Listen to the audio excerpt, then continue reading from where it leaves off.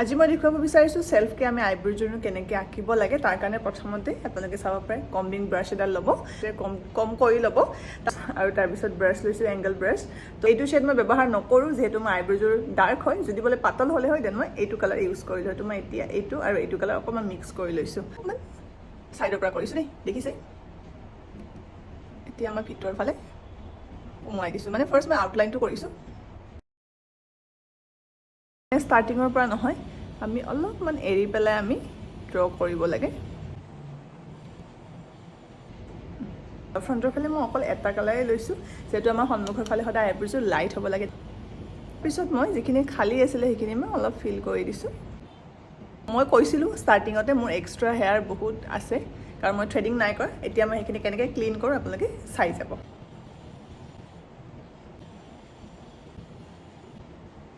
তো মোৰ কমপ্লিট হৈ গ'ল আৰু এতিয়া মই লাষ্ট আকৌ এবাৰ কম্বিং কৰি দিছোঁ চাব পাৰিব এইযোৰ আইব্ৰ' আপোনালোকে চাব এইযোৰ চাব